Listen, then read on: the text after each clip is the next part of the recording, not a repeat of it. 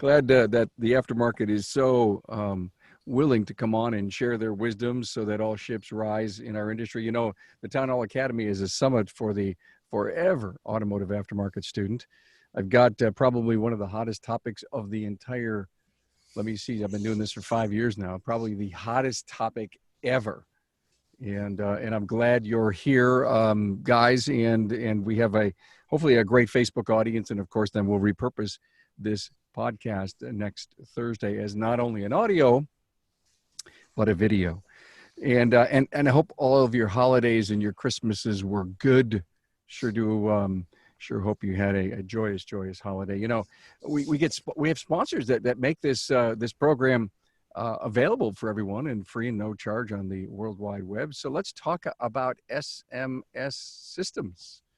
Let me see. No other tool, frankly, can transform your business like your management system. Shopware's leading shop management system is helping shops like yours generate more profit per ticket and get more efficiency from your staff. Get a free demo at shop-ware.com. More time, more profit with Shopware. And here's another reason to choose Jasper. It's their commitment to continuous improvement. Now, their investment in research and development, product updates, and remanufacturing processes means Jasper provides the perfect product. Visit jasperengines.com. So today we're going to talk about how to increase your labor rate without losing car count. And I have to, I'll get on my soapbox here in just 1 second, but I have to introduce my esteemed team. Devin Kelly from All-Star Automotive, Columbia, Missouri. Or should I say Missouri? I say Missouri. Missouri, tomato. Okay. I'm in Missouri. Got it. David Roman's with us, Done With Care Auto Repair in Merriam, Kansas. Hello, David. Hello. Great to have you on again, man. You were on with us a few weeks ago. It was a great episode. Thank you. And David Johnson from DJ Auto in Provo, Utah. Hello, David. Hello. Thanks for having me. David and Devin. David Johnson and Devin Kelly are new to the podcast, new voices. We're always looking for new voices. Thank you for being here. So how to increase your labor rate without losing car count. Devin, David Johnson, I want to go to you first. I think what we need to establish is the reason that labor rates needs to change and why we need to think that. Well, that's a great question. I think that, we're behind the times. And there's a myriad of reasons why in our industry we are behind the times, and that has to do with our culture and with many of the technicians who want to be shop owners and getting into the trade and don't understand how businesses actually work. And so that's probably the biggest hurdle is we're fix-it guys. We can fix cars, but we struggle to fix businesses, and most of us don't have the education or the training to be able to do it properly. And that's, Carm, thank you so much for what you're doing in our industry to be able to fulfill that obligation that we have as successful shop owners to pass this along to the next generation. Thank you for that. And you know what? It's really all about you guys and all the 400 or 500 people that I've had on that have come on and said, hey, listen, I want to pay it forward. I want to share, be it you like my idea or you don't, but I've created some success. Let me share with you. And I've always said, if there's 250,000 shops out there and they're all independent, there are 250,000 different ways to run a business and to market your business and to raise a labor rate and to buy tools and to hire people. And what we do is we try to bring all those great ideas to the industry and let you decide. So you pretty much, said that sometimes we're our own worst enemy. David, do you agree with that? David Roman? Yeah, I think we can be. And I want to make a distinction here. We're not going to lose car count. That might be true, but I don't want anybody to think that you can jack up your rates and not lose customers. But that's not necessarily a bad thing, right? You're going to lose 95% of your profit is being produced by the top 50% of your customers, meaning you can take the bottom half of your customer list, lose them, and only lose 5% of your profit. You can use the Pareto principle as well. 80% of your sales are coming from 20% of your customers. So it's not necessarily a bad thing to lose customers. You don't need to lose car count, and we'll talk about why. but you are going to lose customers when you raise your rate. And one more thing, when we say raise your labor rate, it doesn't necessarily mean just going in tomorrow and putting $15 on your labor rate and there I fixed it. We're talking about everything. We're raising your labor rate to an acceptable level where you can be profitable, but it's also running your parts through a good matrix. It's also making sure your parts to labor ratio is correct. And if you have all of those things, people are going to tend to notice that your rates aren't quite what they used to be if you weren't doing all those things properly before. You know, David Roman brings up it's a perfect, if you will, scenario.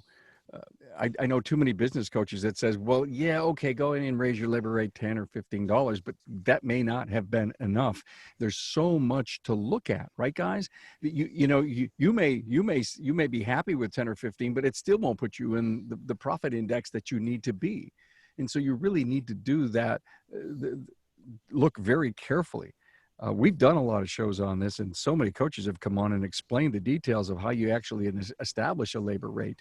But the point is if you can't get to that, and you're part of that 60% of shop owners out there that aren't profitable for a myriad of different reasons, David, as you pointed out, then and you're not prepared to jump in the deep end of the pool and figure it out to the nth level, then raise your labor rate while you're figuring it out.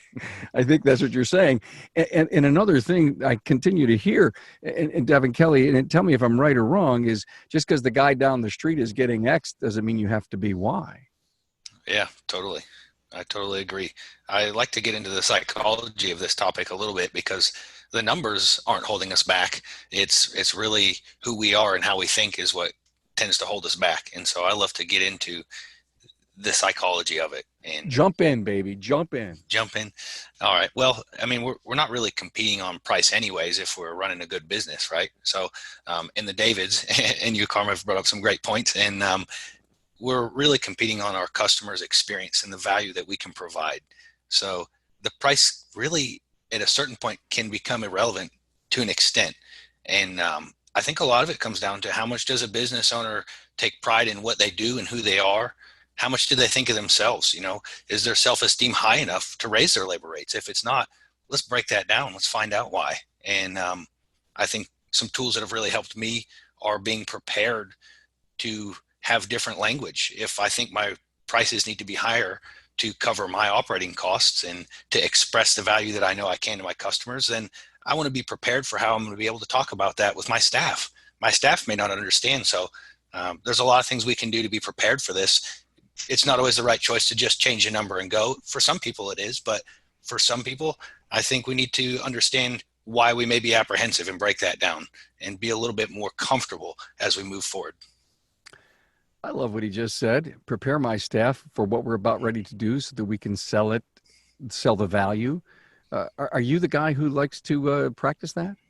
Yeah, I enjoy it a lot. I love talking about value proposition and being prepared with analogies, because if we get too techie when we're talking about a reason why something's changed monetarily, we lose people really quickly. If we can have good analogies for things, then we just connect instantly and the discomfort's gone. There's always that great restaurant analogy. Who brought up the analogy, the restaurant analogy? Which one of you guys was that? I did. Mm-hmm. Share it with us. So this one I think applies very well. Have you ever eaten at a nice restaurant whose quality and value were obviously higher than the out-of-date cheap food place down the street? Well, that's us. We're the quality place you went in that you felt good and everything was good and it was just a great experience. And when you compare that to down the street, you really weren't concerned with paying a little bit more because you got so much more. And so I like to use that analogy. Great example of how an analogy can help somebody understand without getting into something like, well, our fixed costs are a certain percentage of sales, so we had to do X, Y, Z. People don't care and they don't need to know about that. David Johnson, talk to us about raising rates to maintain proper door flow. I've attended a lot of expos and town hall meetings, and I love to travel and visit with other shop owners. And one of the things that catches me off guard, obviously in our business, we have shop owners, a lot of bravado, and they want to talk about how busy they are. And I remember talking to a guy at the expo, and I can't remember which one it was. I've been to so many of them.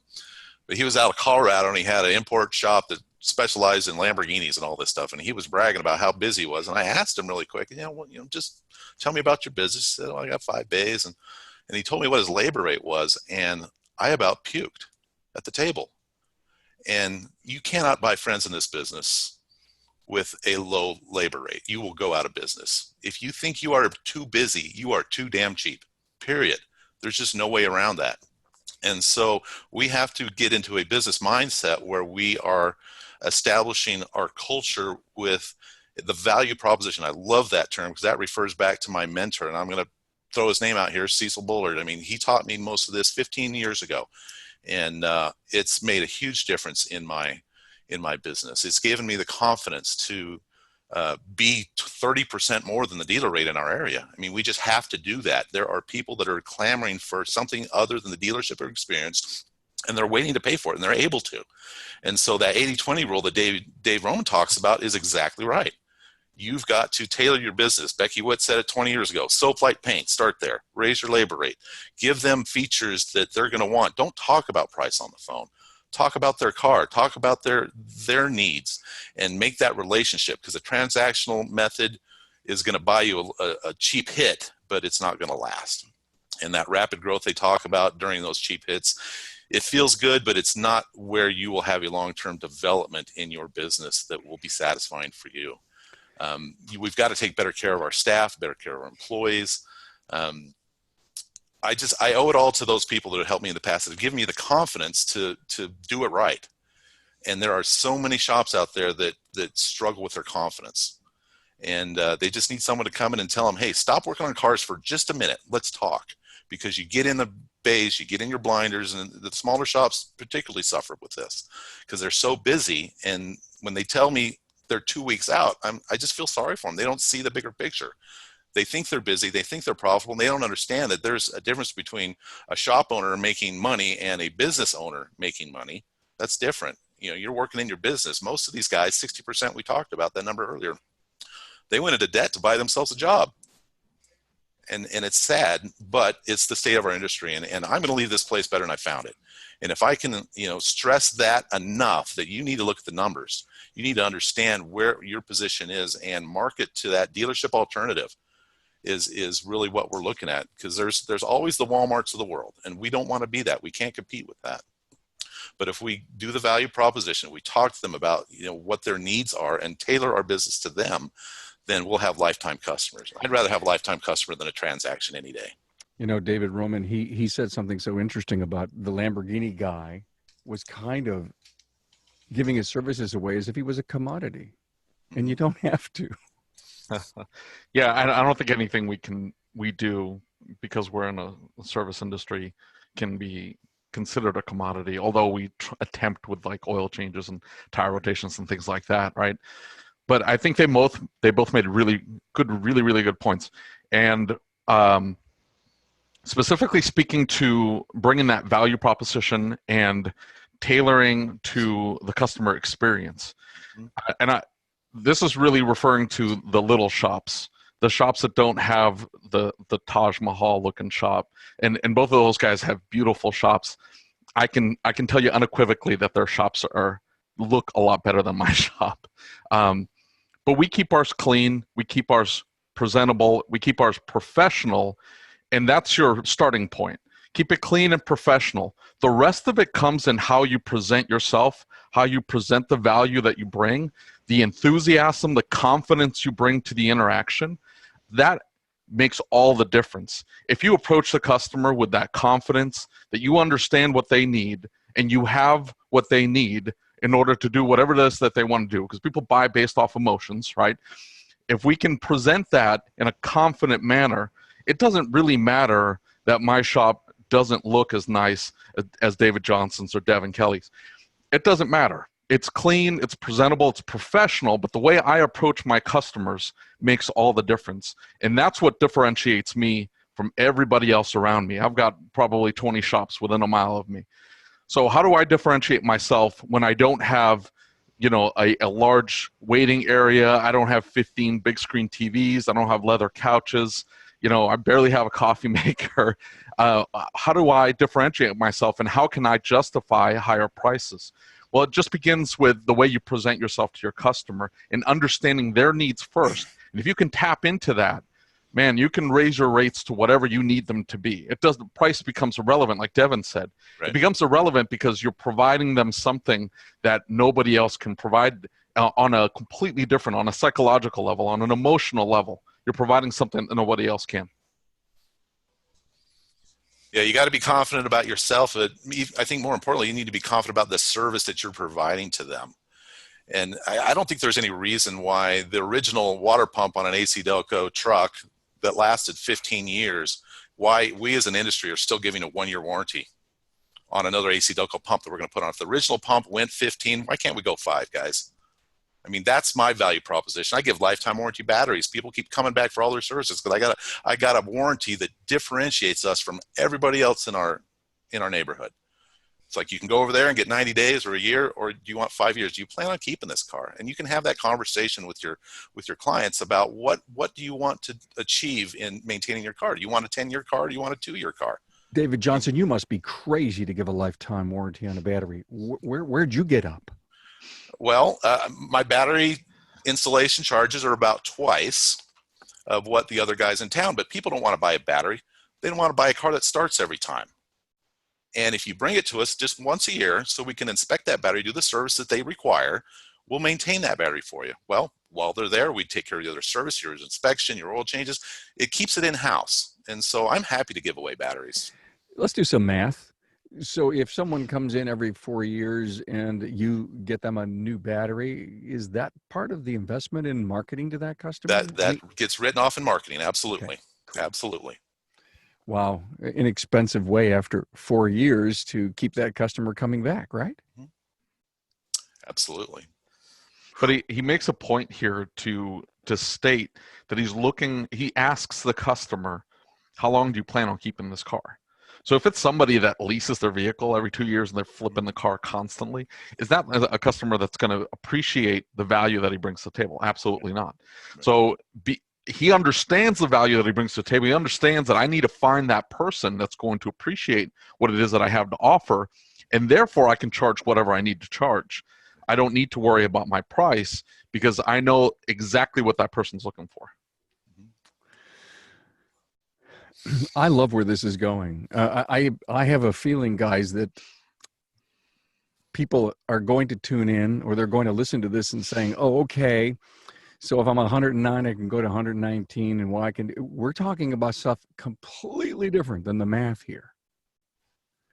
And it's because math is irrelevant to a point. Yeah, because the number is whatever. Like, you know, one guy's at 122, another guy's at 108. It doesn't make a difference. Like, the price is irrelevant. You're probably artificially low. You're keeping the prices suppressed if you haven't done anything with them in the last 5 years. You know, you still have the same labor rate. I want to make this point. I went to visit a shop here in the Midwest. He's in my mastermind group, and I went out there to help him for a couple days.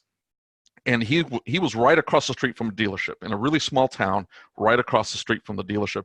His labor rate was probably 2/3 of the dealership's labor rate. This was a nice shop. The front area looked beautiful. A beautiful bathroom, beautiful waiting area, front desk, offices, gorgeous. Big shop in the back, great techs, excellent equipment, and his labor rate was 2/3 of what the dealership was. And he just couldn't wrap his mind around justifying increasing his labor rate. And it had nothing to do with the way the shop looked. It had everything to do with his systems and processes. He was still running his shop like it was 1984. He was handwriting tickets, and the shop had a dirt floor. That's the way he was managing his inflow, the customer interaction, the check-in process, the inspection and estimating process, the way he presented work. All of that culminates to the price, right? It builds up value all the way around, all the way along the process. If you check it in a certain way, if you speak to the customer a certain way, if you present yourself in a certain way. The reason why he was low on his labor rate is because he hadn't fixed any of those things.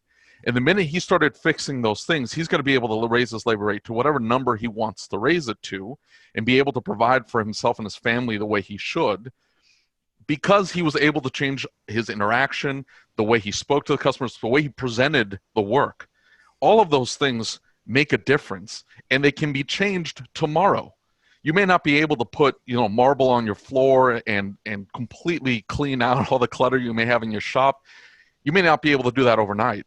But the way you talk to your customer, the way you interact with your customer, the questions you ask, the way you present the estimate, all those things you can fix overnight. And if you can fix those, all of a sudden price starts to become irrelevant. Isn't a labor increase always so much a bigger deal to the shop owner? You never hear a time where you raise your labor rate and somebody walks in the door and they say, you know what, this is $9 more than it was a year ago. When I spent $450, I don't know if I'm okay with that. They're not connected in that way.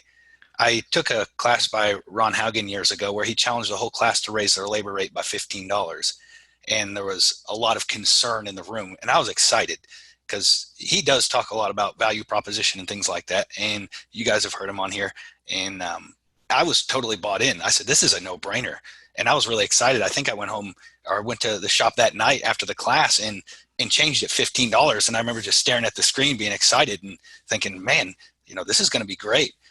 Recently, just about 2 weeks ago at my shop, we raised the labor rate $5, which if you get into the math a little bit and think about, well, our average hours per repair order is 1.7 hours. I multiply that times the $5 increase. That's about a $9 increase per repair order on average. If you do a little rough math on your hours or your repair orders you sell in a week, that could be a $40,000 increase in the year. And so that's a big deal to me as a shop owner. And if I'm apprehensive about increasing it, that's a big deal to me. It's never a big deal to the customer, no matter which way you flip it, but it's very impactful on the shop owner. I think we should decide how impactful we want it to be and on which part of that equation we want to have a big impact, because the positive part of it is great. And it really makes no difference to the customer except for in a positive way, because if we can afford to add more value and we can afford to be there longer, that's absolutely a benefit to the customer. Yeah, technician turned shop owner is one of the difficult transitions to do. I mean, as a technician, we were the fix-it guy. We could fix anything in the neighborhood. We did it cheaper, faster, better. And many of us were thrown into this industry because we didn't have the money to pay someone else to fix it. And so cheap was better. And we got to get away from that mentality. Some of the best thing a shop owner can do is sell your shop to a businessman instead of the shop owner, because if you were a technician, you always tried to fix it with the duct tape or the baling wire, because that's what you did to your bike when you were 10 years old. Okay. But you have to grow out of that mentality and to be able to understand that that's not what your clients are looking for. They're not looking for you to patch something up for them. If they are, you have the wrong clients. You're presenting yourself wrong. And that crab bucket theology about calling everybody in the neighborhood to see what their labor rates are, that's going to keep everybody down. The crab crawls out the side of the bucket. Everyone's guys pull them down. If anybody you need to compare yourself to is the high-end guys and the dealerships. And the dealerships artificially have their pricing on their commodity level stuff low to maintain that status. They're not, they try to be relationship, but they're getting into the transactional game.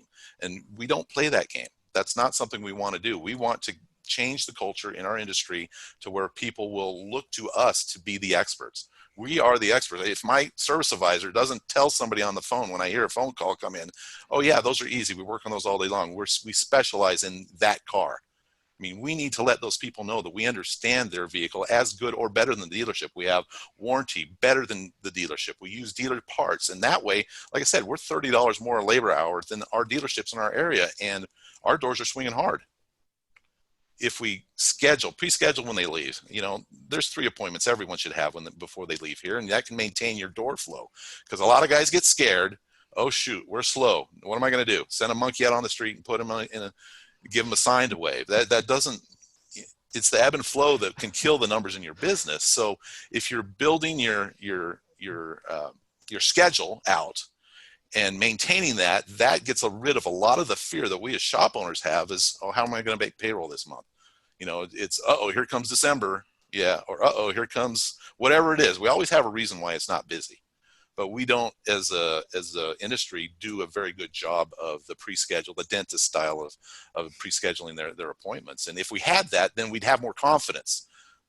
And with more confidence, which is what other coaches have helped me with, given me the confidence to do this. And most shop owners do not have that kind of confidence. And that's the root of the problem. And it's where they came from. They were the fix-it guy. That is the root of the problem, is the confidence. Because look, the dealership has that built in. Yes. The dealership has that built in. They can charge whatever they want. Everybody just assumes that they're the expert because of the dealership. So whether they have a $19.99 oil change, it doesn't suppress the value, the perceived value of the dealership. Where the mom and pop shop, you're doing $19.99 oil changes, something is up. You're the cheapest in town, or you don't know what you're doing, or using cheap products, something is up. You don't have that clout built into the dealership. So it becomes about presenting yourself with confidence and understanding what it is that you have to offer. And if you don't know what that is, start working on it tomorrow and start looking for things that you can start believing in within your shop, that therefore you can sell to your staff, and then they can present it to the customers properly. Right. That cheap price game, that's one that you're not going to win. You can try, and if you want to make it about price, I mean, I think perhaps you could say the only way you're going to win is to beat somebody's price, but someone will always be cheaper. It's just something you're never going to win. Hey guys, let me take one time out and recognize our great sponsors. You know, a family keeps their vehicle an average of 11.8 years. So where's the first place to turn when the drivetrain fails? Why, Jasper. And an engine or transmission is a major purchase, and it should be trusted to a 100% associate-owned company for quality remanufactured products. JasperEngines.com. And if you haven't thought about your management software this year, it's time. Shopware Management is transforming the way shops like you do business by giving you the tools to increase your sales while delighting your customers. Go to shop-ware.com for all the details. Thanks to Jasper and Shopware. I wrote down with big stars around it the word confidence, David Roman, and as one of the big issues. Let's go back to your friend in the mastermind group who's across the street from the dealer, who's got some problems inside the business, and that's why he felt he was artificially, or maybe that's where his labor rate needed to be. But let's think about someone who's got an artificially low labor rate and they're doing a lot of things right. What message do we give to them? I don't think that works. I think every single time you walk into a business where the labor rate is low, lower than it should be, something is up. Like I said, I walked into the shop and it was beautiful from the lobby. The back was big and was well equipped, and he had 3 fantastic technicians. I spent 2 days with these people. These were great guys. He had a good reputation in the town. He had a great relationship with his customers. He had been in the city for a long time. There was no reason why he shouldn't have been $20, $30 higher on his labor rate. But as soon as you saw the way he interacted with his customers, that was the aha moment. It's like, there it is. That's why he can't get his labor rate, because he still thinks he's in 1984. He still thinks like he's handwriting these tickets. That customer, like David Johnson alluded to, is looking for a different experience. And they don't want the dealership experience. You don't need to mimic the dealership. It has nothing to do with having a Taj Mahal shop and having, fresh baked cookies, although that's nice. It has nothing to do with those things. It has everything to do with the confidence you have in yourself, your services, your abilities to provide them what they're needing and connecting with that customer on a different level. Devin Kelly mentioned it. That's the psychology of the interaction.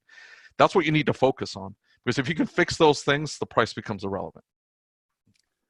So, Devin, it's all about the value proposition and figuring out what it is. Could you possibly take us down a little path to help our listeners figure out what they need to come up with as their value proposition? Yeah, excellent. I think the only way they're going to be able to explore that is by taking some time to do some practicing. They should probably be recording some of their phone calls, practicing this, whether with a live customer or not. I mean, we don't want all of our practice to be during game time. If they can spend a little time outside of the actual game doing practice like any professional sport would, they're going to find they're going to be a lot sharper when it comes to when it really matters. And it's going to be different for everybody, but the value proposition contains things like analogies and language that people can relate to. Being relatable is so important. And it's easy for us in our industry to forget just how uncommon some of these terms are for everybody else. It's like medical terminology. We go to the doctor and they tell us all kinds of things. And we're like, yeah, of course. And some of it goes way over our head, but we're not comfortable speaking up because we're so far from that knowledge. We're just like, I'm not even going to get into that. So I think the practice is a really important part. And I have a couple of examples here of if somebody's not prepared to discuss something involving value, it can sound a lot like, I'm sorry it's so expensive. Can we discount that to keep you from leaving a bad review? And you completely devalue your company and yourself when you're not prepared. And when you can be a little bit more prepared, you can say things like, you know, Mr. Customer, the fastest and most economical way for us to help you with this concern is by performing these services with this excellent value. No one can deliver this much value at this price. And being prepared can make all the difference because you come through with so much more confidence. So that's why I reference the practice. I think that's a great way for someone to explore what that can look like for them. You have to believe in the words you say. Absolutely. You can never successfully sell something, if you want to call it sales, if you don't believe in what you're doing. If we go back to the psychology of things, I mean, I've been doing front counter stuff for 20 years. And so a lot of this is stuff you learn over time. But if you have service advisors, you will watch them and you will train them and you will help them understand, you know, the good trigger words as opposed to the bad trigger words that you use when you talk with your clients. A lot of it, I mean, the presentation is absolutely critical, and our industry is turning more towards, you know, internet presence and phone call, discussing it over the phone. And the interpersonal thing, I think a lot of our clientele still want. And so I think it's good to be able to present well in your environment there. So if somebody comes in, if you got video recording watching your service advisor, you can watch that, you can analyze it, you can make it easier for them to do their job by giving them tidbits on what they're doing right and what they may not be doing that is best for the presentation. Obviously being prepared, being confident, not having a lot of distractions. I've seen these guys that got a 40-year-old shop that have 500 signs in the room, and that doesn't help you maintain your eye contact with your clients, because when you're presenting at the counter, you have a list of the things that they've asked that they want you to do. You've got a list of the things that you want them to do, and you're going down that list. And if they're not paying attention to you because they're looking at the sign behind you that says, we do this or we do that, or there's a tire sitting next to them, or parts on the counter, you're not going to know when it's time for you to stop, because you've pushed hard enough and it's time to review the things that they've already approved and set those appointments for the things that they want to do later. You don't want anything up there. And all these sales guys bring you crap to set up on your counter. That's just going to make it harder for you to read your clientele, to read their eyes, to see when they're done. And you can get a great ARO if you got it at the counter. A lot of guys can get great ARO over the phone, and there's triggers that you can hear. The psychology is huge on this. You could read 100 books on this and still not understand what color your room needs to be, where the chocolate needs to be sitting on the counter, where the monitors need to be, and the eye contact, and how if somebody comes in the room while you're talking with him, you have somebody else jump up and take care of him. You don't break that situation. When to give a pause. I mean, there are so many different psychological techniques that we have in our industry that if you don't pay attention, if you don't read, if you don't study, you don't got it. I mean, you're in the bays, you are fixing cars, you're yelling at techs, and until you get to a size to where you can actually step back and look. And this was about 5 years ago for me, when I was able to step back and watch, okay, and let things go. And then you can see how these things interact. And that's when you can have true success in your business, knowing that it can turn key by itself. And that's where you will be truly successful. And then you can do what you want to do, because that's what this industry is going to give back to you, give you the freedom, the power to do the things that you want to do. And you won't get there if you're working in the bays. You got to watch and see what's going on. I love what David Johnson just said. It was 5 years ago that I finally figured it out. Mm-hmm. And that's one of the things that I've been discovering as a podcaster in this industry for 5 years, being intimately involved with your success as an industry. Are you kidding me? This is the golden age of success. I mean, I think we're all just figuring it out. And coaching has never been so prevalent. Training and conferences are it. All we have to do is to fill up the northbound train and get the rest of the team on it and go. And I think you three who are on this show weren't born to be successful, brilliant, unbelievable entrepreneurs. You've, in some cases, struggled and figured it out, and probably were at the lowest of your lows. And now you're here speaking like unbelievable experts. You've probably spent the first 10 years working in it, the next 5 years chasing bottlenecks, and then the last 5 years of actually figuring out the psychology of what's going on around you and being able to help your staff and train them in a way that they're able to do this without you. And think of the people that are out there, the shop owners that are out there that are listening to this saying, are you kidding me? I have to practice my sales pitch. Someone needs to videotape me or my sales guy and then critique it. And what can we do better? We've got to listen to recorded phone calls. Wait a minute. I didn't sign on for this stuff. This is way above any pay grade I thought I would have. But you're telling the story of the level of profitability that can be in this industry if you start doing a lot of things different. I don't want to say the word do them right, because there's a lot of rights, but to be different and be more sophisticated. And I think this podcast is going to go a long way to shake a tree. And it doesn't need to be like overwhelming. At least start with some training. Yeah. Find some training you can go to, because Devin Kelly mentioned Ron Hogan, and I think it was a Maka event, probably, right? Yep. Where they came down and he came down and had an evening. It was probably very inexpensive. And man, I went to one of his classes and that made a world of difference for me. I think it was 2016. I went to one of his classes. He started saying all these crazy things like you got to inspect every vehicle and you got to charge what you're worth. And I mean, there were just mind-blowing concepts for me. It's ludicrous, isn't it? And so it at least starts with trying to find information. At least start there and start working on the way you present yourself and start working on how you speak with customers. And, if it's not going to be you, make sure you get training to your people and your service advisor or, whoever else is working in the business that's actually interacting with the customers, because that's where you're going to have your largest increase price-wise, is the way you interact with the customer. If you can fix that, then, the price, you can set the whatever price you want to set.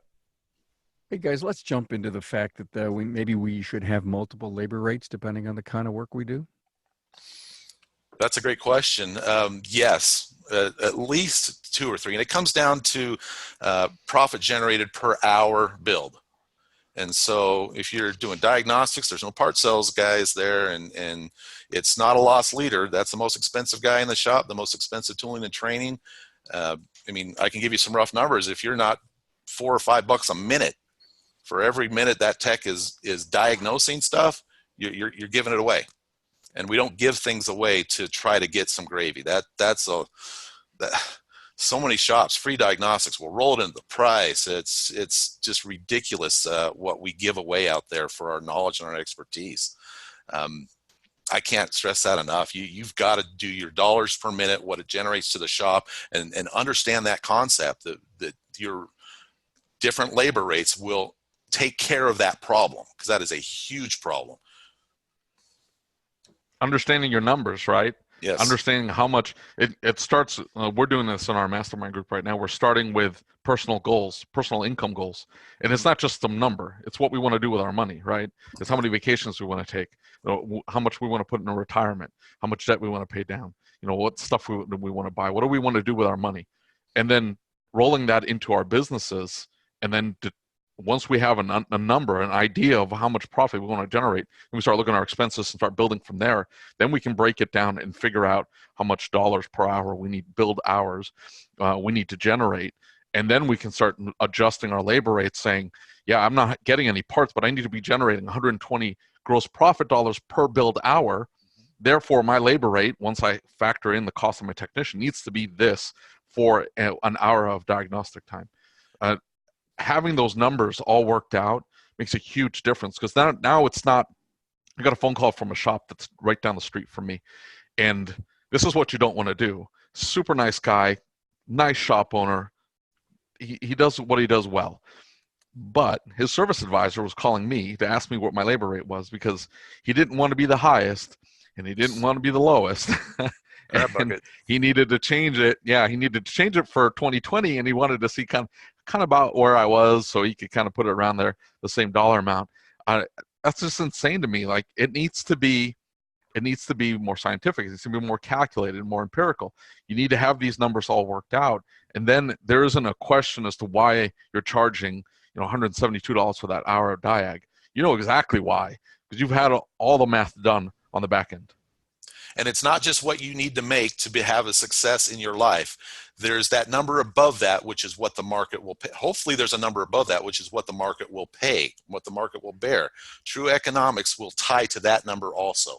Because a lot of guys, oh man, my shop's paid off 20 years ago and I don't really train. And so that number I calculated is the $90 an hour guy. And it's a legitimate number. They're happy at that, but that's not what the market will bear. If the market will bear more, we must do more because we have a responsibility to give back to our industry. We are decrepit in our industry. We stand to lose so much in the next 15, 20 years unless we tool up, train up, and get to where we need to be. And these guys that are working 20-hour days and all weekend long just to try to finish up that car are causing this problem. They're too busy to see what's going on around them. Yeah, it drives me nuts. And that's where a swath analysis. Right. Go ahead. With the multiple labor rates with diagnostics, here's where our culture gets in the way. We're the fix-it guys. We can fix anything, so we go into hero mode. I mean, an hour time diagnostic really should be 15 minutes on the tech's clock if you're doing it right. But after 15 minutes, if he doesn't figure it out, he wants to be the hero. And how many times you gone out there and it's been 30 minutes, 45 minutes, and, oh, well, I got an hour. No, you don't have an hour to figure that out because we need to bill at the rate, $1 the hour, to be able to stay in business. But we are the heroes. That's ingrained into us. And we're going to go figure it out, damn it, until we got it figured out, and then we don't end up billing for it. And every one of us have done that here. Dave, you've done it. Devin, you've done it. You know it. Okay, I've done it. It's our pride, and it gets in the way of business. Okay, figure out what you need to charge every hour you are there and make sure that income is coming in. And with multiple rates is what you have to do. I mean, in our town, it's semi-rural as you go south. And so you've got a bunch of guys in storage units who work on diesel trucks for less money than cars. Now, diesels are more complicated than cars now for the tooling and training that you need. And so I don't understand how diesel guys are charging less. It just drives me nuts. They are dirt floor guys, and it's their job's going to go away here pretty quick unless they tool up and train up. They're going to lose it to the big guys, the big truck shops now. You have to have different rates for trucks, different rates for cars, for hybrids, for crying out loud. I mean, we build batteries here. You think I'm charging $140 to build a battery? Heck no. We're the 250, 300 range now. Customer asks me how much, I'm not going to tell them we're $300 an hour. I'm going to tell them we have a 5-year battery that's going to take your Prius another 100,000 miles. And this is what it costs. And by the way, it's going to be a little bit more than the dealer, but the dealer battery is only going to have a 2-year warranty. Mine's nationwide. We're good. By the way, here's a loaner. While we're fixing your car, take the loaner. The dealer's not going to give that to you. And we'll take care of you. We'll call you when it's ready. And we'll take care of everything. A car that will start. We don't sell batteries. We sell a car that will start every time. And that value proposition is where you get your above dealer rates. And I wish everyone was 20% or more above dealer rates. Then the dealers would be chasing us instead of the other way around. It's the way it ought to be because we're better than them. We get better warranties. We use just as good of parts. We can have that capacity to have great service bays. The polished marble floors. We could have that if we could have that rate. And there's plenty of cars out there, guys. It's amazing what doesn't get sold across the counters in this nation. There's so much work out there. So there's another dynamic to the rate that we charge when we talk about multiple rates. I love the question, how much do you charge an hour? And I love the conversation about it too, because if we want to be answering this question ethically, we really need to be at least looking at our effective labor rate, because what we charge per hour has nothing to do with what may be set in our point of sale system. Right. We've really got to be looking at how much we're actually charging per hour. And so I love that conversation because it just changes the tone instantly. If a customer says, well, how much is your hourly rate? And I say, well, of course it would depend on what we're doing. And sometimes I just stop there and wait for a response to see what their response is. And they're kind of confused. I say, well, we don't charge the same rate for our time when we're changing your oil versus changing an engine. Every job is priced just for what it is, that job. There is no hourly rate for everything that we do. And I think that's the most ethical response, in my opinion, because it's true. If you really look at how much you're billing per hour, in the big picture, there is no one labor rate. It fluctuates all day long. You mean a gallbladder has a different price than cancer surgery? Yep, and you have to still pay for testing if you go in to have either one assessed. Interesting. David, Roman, you said the SWAT word, and I was excited to hear that. Let's talk about that. Yeah, so David Johnson brought up the point of not just setting your labor rate based on personal income goals, right? Because the market may allow for a higher price. But if you sit down, and he's absolutely right. He's absolutely right.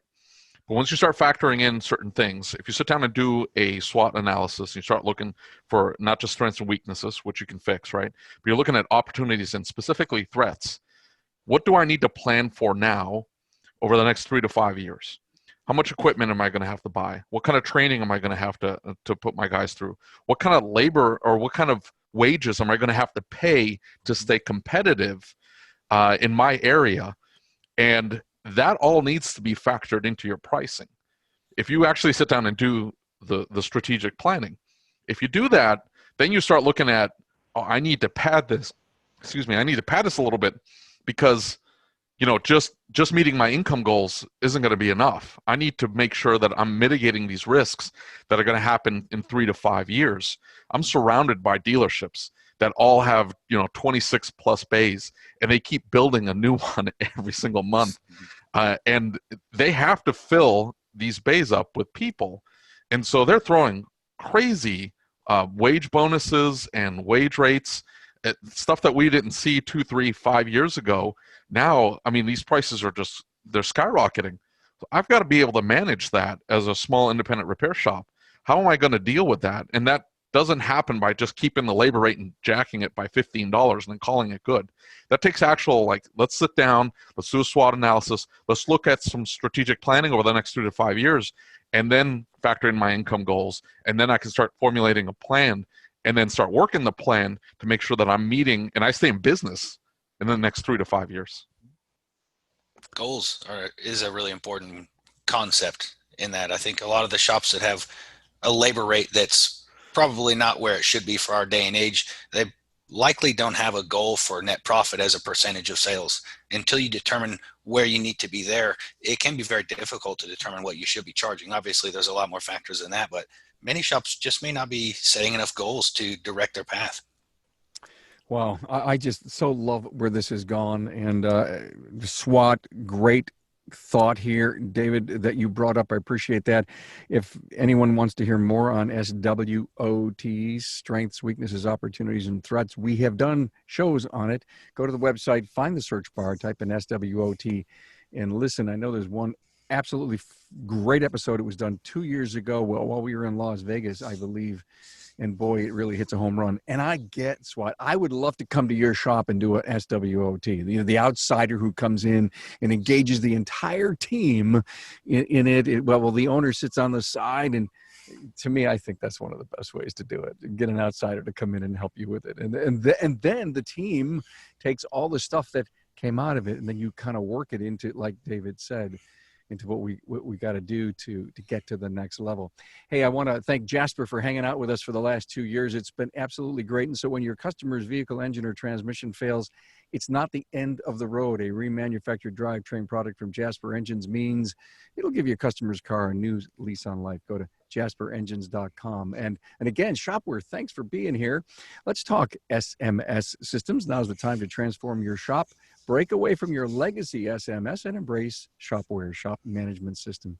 Shopware can show you the way to increase profits from happier customers and a more efficient staff. Visit shop-ware.com/demo for a free preview. Hey guys, we went way beyond what I would have expected us to be. I didn't want to hold you down and stifle you. And I've got a million notes that I would love to keep talking about. But maybe what we need to do is to do a part 2 on this. I think you guys would probably welcome that. Absolutely. What's that, David Johnson? What is that? When people ask you how high your rates are, you tell them they're giraffe high. The baby giraffe. It's an inside joke because a lot of my guys will get it out there. I love it. Well, look at Got to get it up, boys. I want to thank Devin Kelly, All-Star Automotive. You guys have a final word here, so bear with me here. I just want to give you recognition again. Devin Kelly, All-Star Automotive, Columbia, Missouri. David Roman, Done With Care Auto Repair, Merriam, Kansas, and David Johnson, DJ Auto, Provo, Utah. Guys, there was probably things we didn't cover that you would love to be able to share with the industry, from, if you will, your best coach's mentality. Let's do something to change our industry by getting, your final words on raising labor rates, but never losing car count. I'll start with you, Devin Kelly. Okay. First, it's been a really big honor for me to speak with you guys. Thank you so much. I just love these podcasts. I've listened to so many of them anyways. It's a huge honor for me. So thanks for having me on. Thank you. And I did want to share also that most people probably wouldn't even believe what I've done in my business over the past year. I don't believe it until I go back and look at some of the things. It's just incredible what has been possible, way outside of average. And I think some of the most important things that have enabled that to happen are things like I go to a lot of classes, I do a lot of training, but I implement a lot of what I hear. I am not scared to make big changes in my company. And there's been times where I changed too much too fast, and that was an issue, but I wasn't scared to try it. And so I think that's something that's brought me a lot of success, not just going to the training, but I am not scared to implement. And so I just wanted to share that because things like implementing a higher labor rate when I did a labor rate analysis, or when Ron told me to, I just did it. And I think that's the biggest thing that's brought me success. So obviously having a mentor like Ron Haugen, my ATI shop coach, Paul Marsh, and just so many people have made it all possible, but I implement. And so without that, I don't think any of it would have mattered. One of the biggest takeaways I think we have here, and I know you guys realize that you would have never been to the success level that you are if you just went to a class, checked that box. Like David says, I listened to Ron. And I says, okay, wow, that really looks good up on the shelf, that little workbook that I got. And you never did anything with the information. You never implemented. And you talk to a coach and they'll tell you that's the biggest thing. Yeah, they get paid to go out and teach and consult and do all those things. But, I know the people that are going to go out and make a difference in their business. And I know the ones that aren't. And the ones that do are implementers. And if it doesn't work like Devin says, you try it again. You modify, you tweak, you change, and you keep going at it. I have a For the Record coming out on Monday, and there'll be a little bit of that in there. So thanks for bringing that up, Devin. David Roman, last word. So it doesn't take a lot to raise your labor rate. The math is it is what it is, but just clean the shop up, make sure it's professional and presentable, and then work on the way you talk to your customers. If you can fix that, then the sky's the limit for you. You've got a leg up on everybody else who's trying to, do all these other things to be able to justify raising their labor rate. But connect with your customers on a one-to-one basis. Get some training on that. It'll make the world a difference. Short and sweet and powerful. Thank you, David Roman. David Johnson, you have the last word. If I had one thing I could share through the screen to you, it would be the confidence to be able to take what you've learned at training and not dismiss it because it's hard, because it's not what you thought it would be, and to use that, to implement that, and to find the time. Get out of the bay. If you're a smaller shop, you got to get somebody up to the front. Get out of the bay so you can watch your business succeed, because if you're not watching it, it won't. Have a nice day. Wow, giraffe high. Thank you, Great. guys. Devin Kelly, David Roman, David Johnson. Thank you so much. Great wisdom. And you guys knocked it out of the ballpark. Thank you, Great. guys. Raise your rates 2020. Happy New Year. We didn't even get into the cost of living thing either. Think about that. Oh, wow. We'll do that in part 2. Have us back. Guys. Thank See you. Happy New Year.